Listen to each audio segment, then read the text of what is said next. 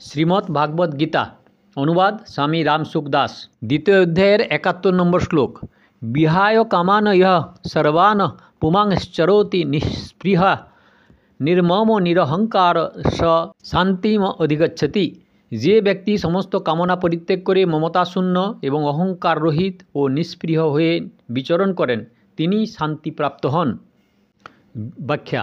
বিহায় কামান ইহ সর্বান পুমাংশ্চরোতি নিঃস্পৃহ।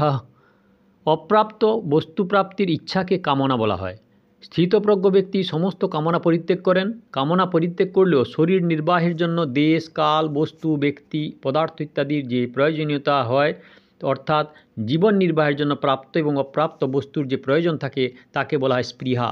স্থিতপ্রজ্ঞ ব্যক্তি এই স্পৃহাও পরিত্যাগ করেন, কারণ যে জন্যই শরীর লাভ হয়েছে এবং যা প্রয়োজনে ছিল সেই তত্ত্ব লাভ হয়েছে। এখন শরীর থাক বা না থাক, শরীর নির্বাহ হোক বা না হোক, তিনি আর তাতে খেয়াল রাখেন না।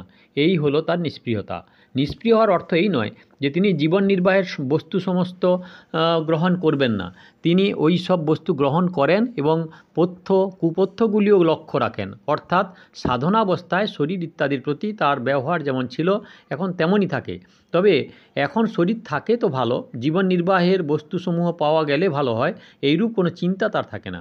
এই অধ্যায়ের 50তম শ্লোকে প্রজহাতি যদা কামান সর্বান পদের দ্বারা কামনা ত্যাগের যে কথা বলা হয়েছে সেই কথাটি এই স্থানে বিহার কামান ইয়া সর্বান পদের দ্বারা বলা হয়েছে।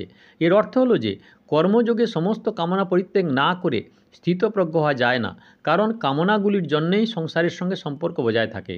কামনা সর্বতভাবে পরিত্যাগ করলে সংসারের সঙ্গে সম্পর্ক থাকতেই পারে না। নির্মম। স্থিতপ্রজ্ঞ মহাপুরুষগণ মমতাকে সম্পূর্ণরূপে ত্যাগ করেন। মানুষ যেসব বস্তুগুলিকে নিজের বলে মনে করেন তা প্রকৃতপক্ষে নিজের নয়, তা কেবল জগৎ সংসার থেকে প্রাপ্ত হয়েছে। প্রাপ্ত বস্তুসমূহকে নিজের বলে মনে করা ভুল।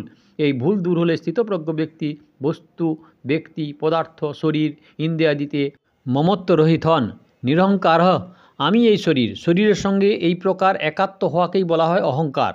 স্থিতপ্রজ্ঞ ব্যক্তির এই অহং ভাব থাকে না। শরীর, ইন্দ্রিয়, মন, বুদ্ধি ইত্যাদি সমস্তই কোনো প্রকার দ্বারা পরিলক্ষিত হয়, আর যে আমি ভাব থাকে তাও কোনো কিছুর দ্বারা প্রকাশিত হয়। সুতরাং প্রকাশের দৃষ্টিতে দেখলে শরীর, ইন্দ্রিয়, মন, বুদ্ধি, অহংকার, আমি ভাব এইগুলি সবই দৃশ্য। নিয়ম হচ্ছে এই যে দ্রষ্টা দৃশ্যের থেকে আলাদা হন। এটি অনুভব হলে স্থিতপ্রজ্ঞ ব্যক্তি নিরহংকারী হয়ে যান। শান্তিম গচ্ছতি। স্থিতপ্রজ্ঞ ব্যক্তি শান্তি লাভ করেন। কামনা, স্পৃহা, মমত্ববোধ এবং অহংবোধ রহিত হলে তবেই তার মধ্যে শান্তি আসে, তা নয়। প্রকৃতপক্ষে শান্তি মনুষ্য মাত্রে সদা বিরাজমান। শুধুমাত্র বিনাশশীল বস্তুগুলির থেকে সুখ ভোগের কামনা থাকায় সেইগুলির সঙ্গে মমত্বের সম্পর্ক রাখাকেই অশান্তি আসে। যখন সংসারের কামনা, স্পৃহা, মমত্ববোধ ও অহংবোধ চিরকালের মতো পরিত্যক্ত হয় তখন শান্তি স্বতঃসিদ্ধভাবে অনুভূত হয়। এই শ্লোকে কামনা, স্পৃহা, মমত্ববোধ ও অহংবোধ এই চারটির মধ্যে অহংবোধই প্রধান, কারণ একমাত্র অহংবোধ না থাকলেই সব কিছু দূর হয়। অর্থাৎ যদি আমি ভাব না থাকে তাহলে আমার ভাব কী করে আসবে এবং কামনাই বা কী করে থাকবে এবং কেন করবে।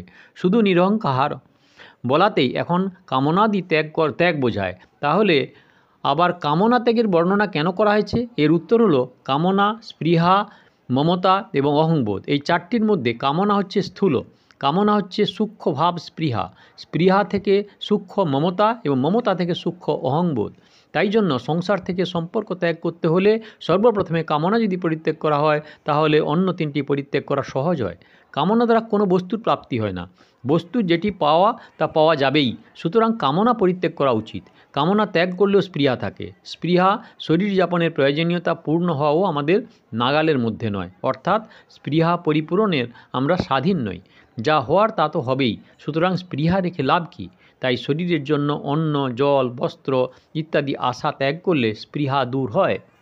কামনা এবং স্পৃহা পরিত্যাগ করলেও প্রাপ্ত বস্তু অর্থাৎ শরীর ইত্যাদির উপর মমতা থাকে। মমত্ববোধ রাখলে যে বস্তু ইত্যাদি সুরক্ষিত থাকে তার কোনো নিয়ম নেই, আর মমত্ববোধ না রাখলে যে সেই বস্তুগুলি নষ্ট হয়ে যায় তারও কোনো নিয়ম নেই। সুতরাং প্রাপ্ত বস্তুতে মমতা রাখলে কোনো প্রয়োজন সিদ্ধ হয় না। অর্থাৎ কামনা এবং স্পৃহা পরিত্যাগের পর মমত্ববোধ ত্যাগ, এই তিনটি ত্যাগ করলে অহংবোধ ত্যাগের পথ সহজ হয়। কিন্তু কামনা, স্পৃহা ও মমত্ববোধ ত্যাগ না করে অহংবোধ ত্যাগ করা কঠিন হয়। সুতরাং সাধকের প্রথমে কামনা, স্পৃহা এবং মমত্ববোধ ত্যাগ করতে হয়, তাহলে অহংবোধ ত্যাগ করা তার পক্ষে সহজ হয়। অহংবোধ ও মমত্ব বোধ রহিত হওয়ার উপায়।